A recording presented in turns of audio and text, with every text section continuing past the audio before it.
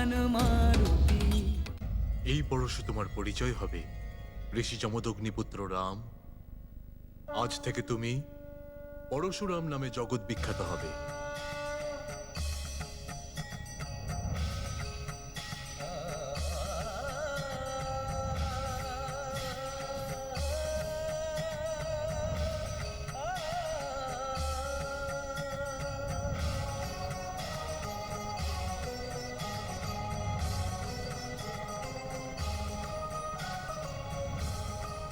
ওম নমঃ শিবায়।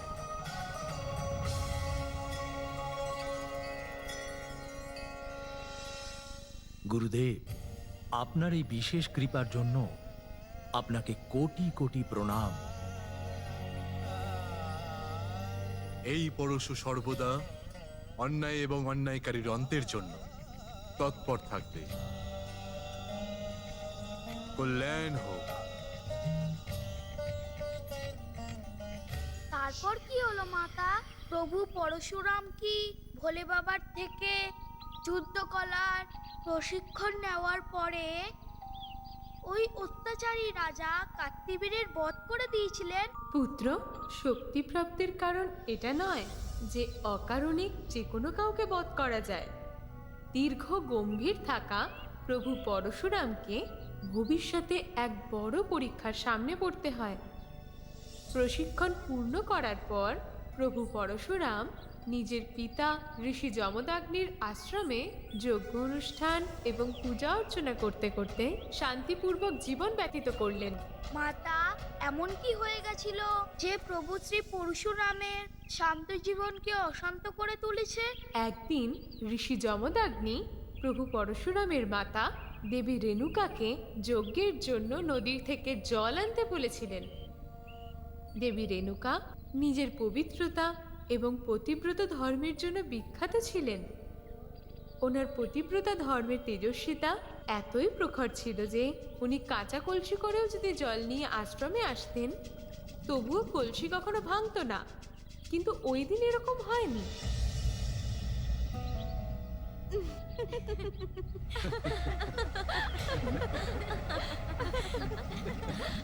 এই নির্জন অরণ্যে এত হাসির শব্দ।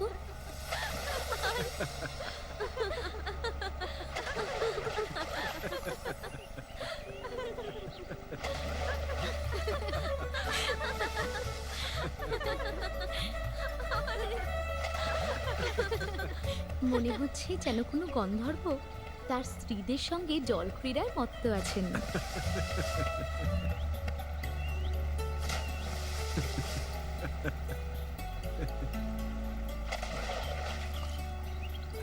খুবই আনন্দদায়ক, খুবই মনোরম মুহূর্ত।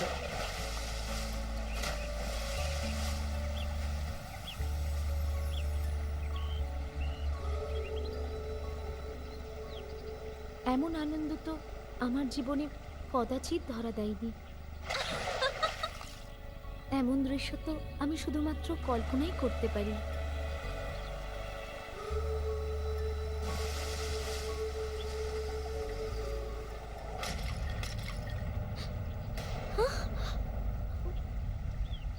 এটা কি করে ফেললাম? এই ঘোড়াটা পড়ে গেল কেমন করে?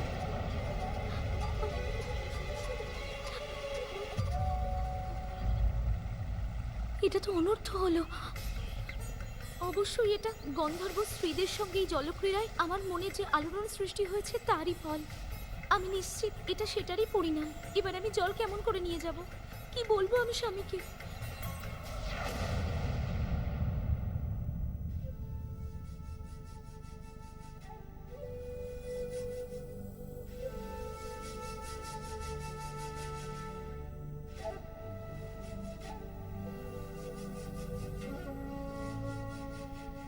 এত বিলম্ব হচ্ছে কেন? দেবী রেণুকা এখনো পর্যন্ত জল নিয়ে তো ফিরলেন না। পিতা, আমি দেখে আসছি মাতা কোথায় আছেন। তোমার কোথাও যাওয়ার আবশ্যকতা নেই বসু। আমি এখনই ধ্যান যোগে দেখে নিচ্ছি যে কি ঘটেছে।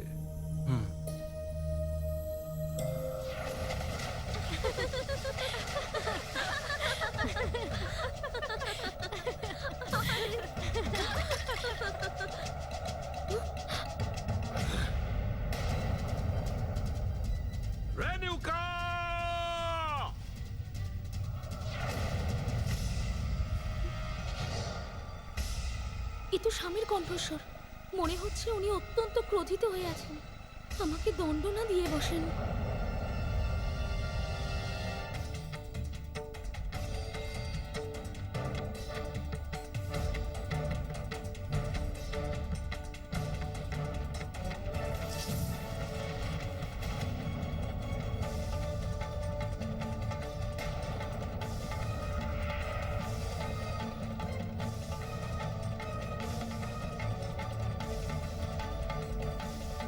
ক্ষমা করুন স্বামী, আমি আর জল নিয়ে আসতে পারিনি। অনুমান করি ঘোড়া আজ একটু বেশি কাঁচা ছিল। ঘোড়া নয়, তোমার মনটা কাঁচা ছিল।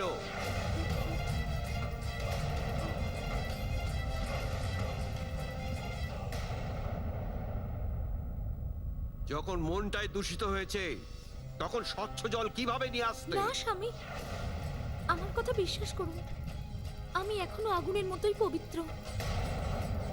না জানি এমন কি করে হয়ে গেল। থামো থামো থামো, আমি সব জানি যে কি হয়েছে আর কি হয়নি।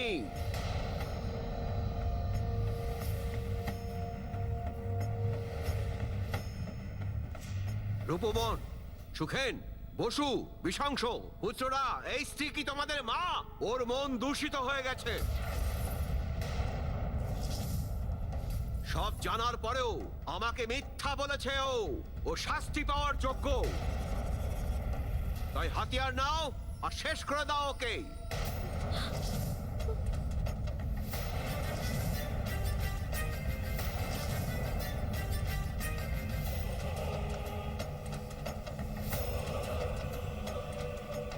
এ আপনি কি বলছেন পিতা? বসো,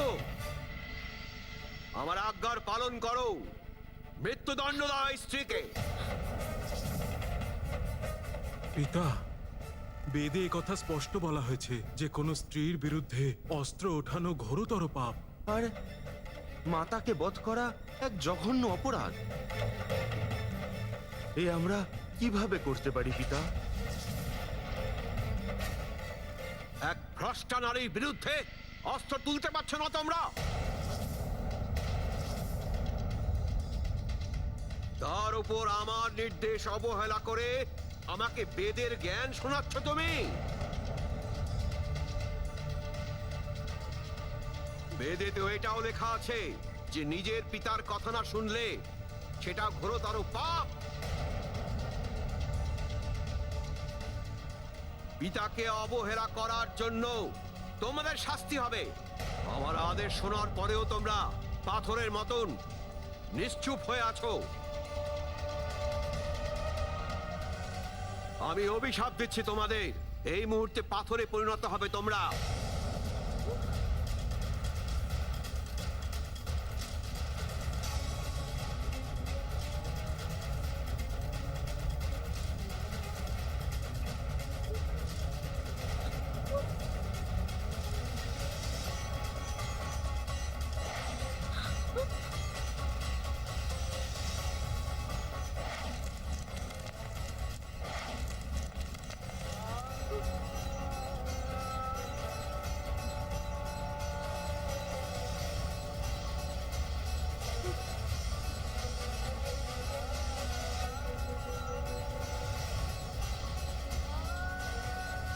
এটা কি করলেন আপনি স্বামী? যদি কাউকে দণ্ড দেওয়ারই হতো আপনি আমাকে দণ্ড দিতেন। আমার নির্দোষ পুত্রদের অকারণেই দণ্ড দিলেন আপনি।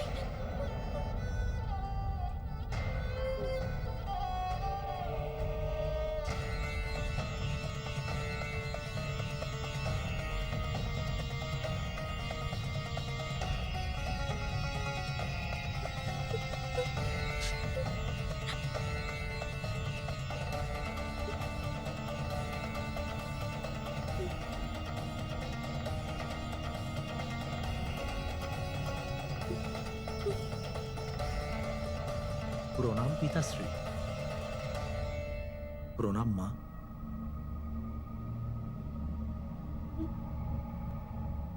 এ কি, আমার সব বড় ভ্রাতারা পাথরে রূপান্তরিত হয়েছে?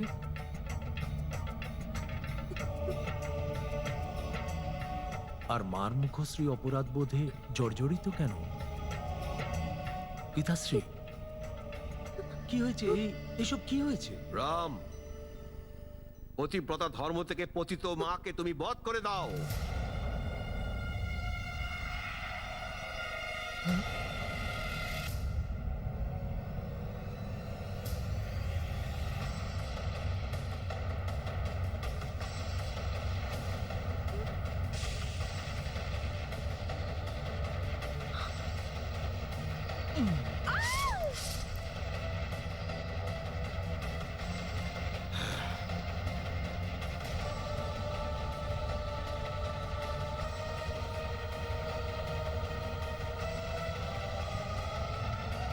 এ কি মাতা, এমন কি করে করতে পারেন প্রভু?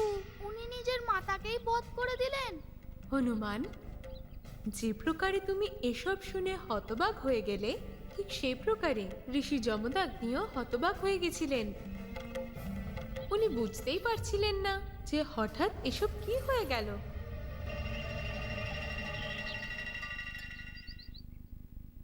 এসব কি হয়ে গেল রাম? আমি তো তোমাকে রেগে আদেশ দিয়েছি, আর তুমি অকস্মাৎই।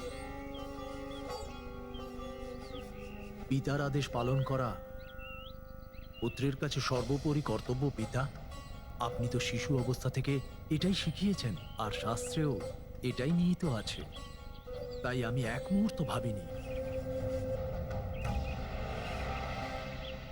এ যা হলো খুবই দুঃখজনক, কিন্তু তোমার পিতৃভক্তি, আমার প্রতি তোমার সমর্পণ এবং বিশ্বাস অতুলনীয়। আমার আজ্ঞাকারী পুত্র রাম, তুমি এখন থেকে নিজের ইচ্ছে অনুযায়ী আমার কাছে তুমি যে কোনো বরদান চাইতে পারো। আমার আশীর্বাদ স্বরূপ আমার মায়ের জীবন, আমার বড় ভ্রাতাদের পূর্ব পরিস্থিতি চাই পিতা। আমার বিশ্বাস যে আপনি তপস্যার বলে এনাদের জীবন দান করতে পারেন। ঠিকই বলেছ পুত্র।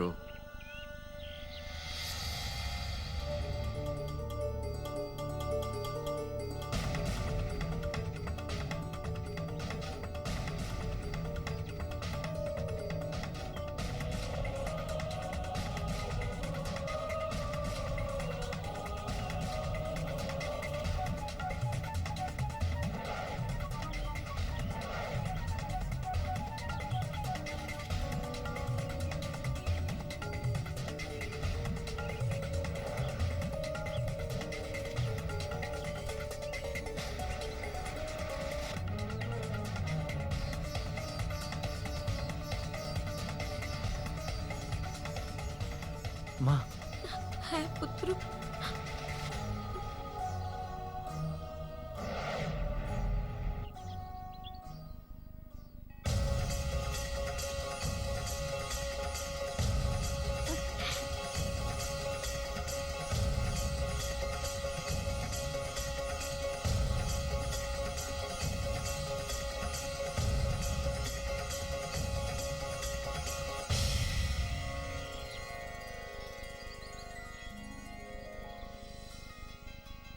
আমার পুত্ররা,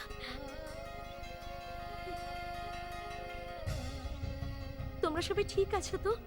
হ্যাঁ মাতা।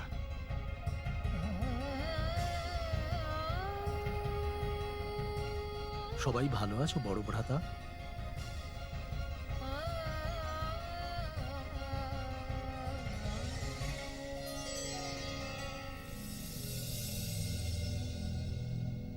মা,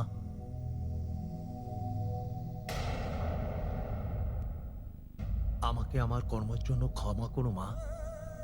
আমার দুঃখ হলো এক পুত্র হয়ে আমি। পুত্র,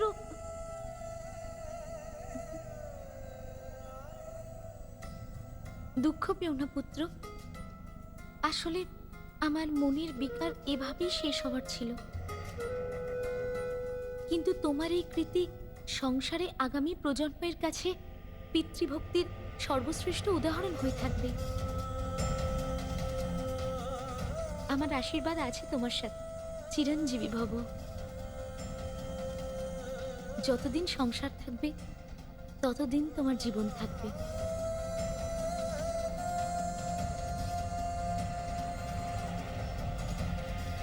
মা, পুত্র,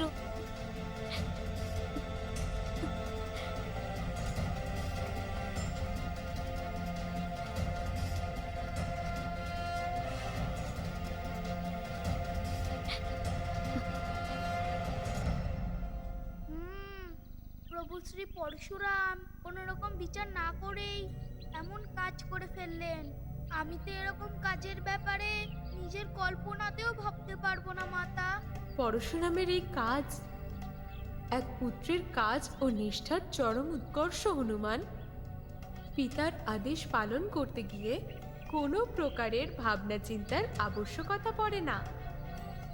উনি যা করেছিলেন তা কল্পনা থেকে করেছিলেন, এবার উনি যা প্রাপ্ত করেছেন তা কল্পনা থেকে করেছিলেন। তারপর কি হলো মাতা?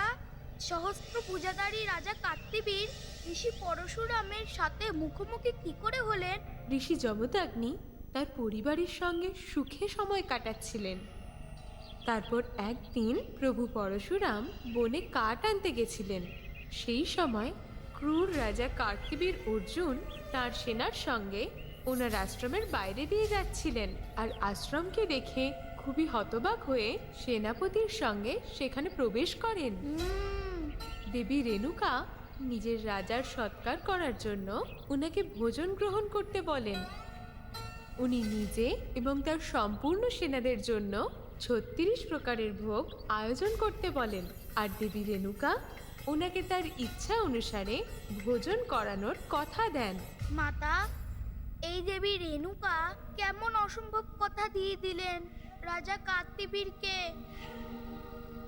সহস্র লোকেদের ভোজন, তাও আবার 36 পদের। কিন্তু এসব এই আশ্রমে কি করে সম্ভব হতো মাতা? সহস্র লোকেদের ভোজন, তাও আবার 36 পদের।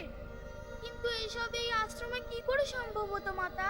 পুত্র, তোমার মনে আছে আমি তোমাকে কামধেনু গোমাতার সম্পর্কে বলেছিলাম?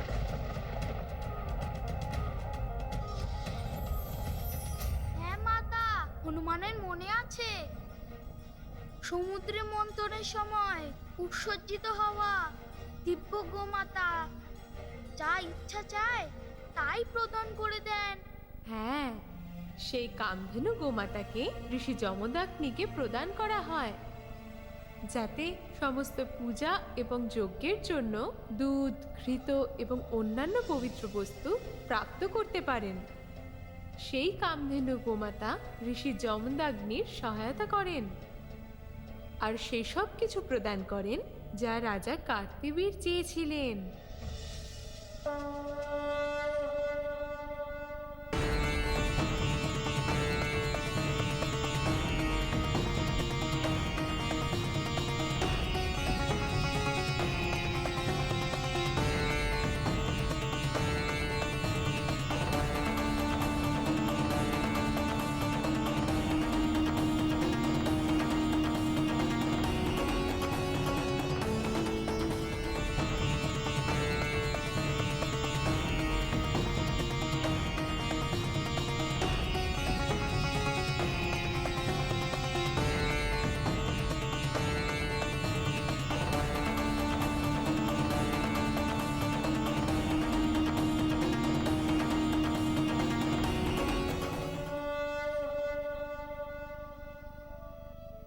তাহলে এই দিব্য গাভী এদের ভোজন সামগ্রী আর অন্যান্য ব্যবস্থা প্রদান করেছে। এর অর্থ এটা ইচ্ছা পূর্তি দিব্য গাভী। যা ইচ্ছা চাওয়া যেতে পারে এর কাছে। ঋষিবর,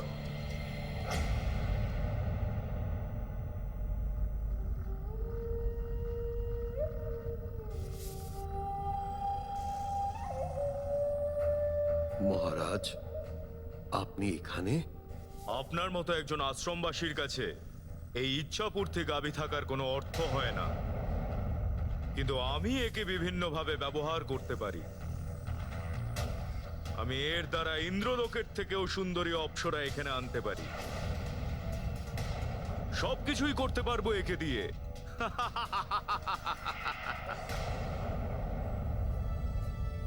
এই দিব্য গাইটিকে আমার সব ধার্মিক অনুষ্ঠানে সহায়তা করার জন্য দেবতারা আমাকে এটা দিয়েছেন। সাংসারিক সুখের বস্তু প্রাপ্ত করার জন্য নয়। এটা আপনাকে দিয়ে দেওয়া যাবে না মহারাজ। মহর্ষি যমদগ্নি, না শোনার অভ্যাস নেই আমার। আমি এখানকার রাজা, আর এই রাজ্যের সব বস্তু আমার সম্পত্তি। তাই আপনি আমাকে নিষেধ করার দুঃসাহস না করলেই মঙ্গল হবে। রাজন, এই আশ্রমের ওপর আর ওই দিব্য গাইয়ের ওপর না আপনার বা অন্যের কোনো অধিকার থাকতে পারে না। ঋষিবর,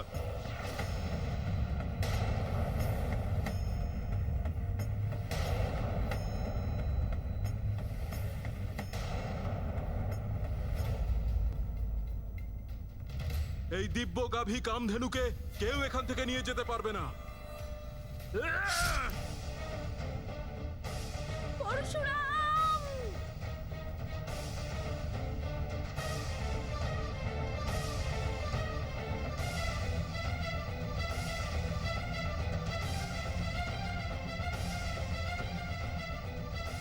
আবেগ তাড়িত হয়ে কোনো কার্য করা উচিত নয়, পরিণাম কখনো ভালো হয় না।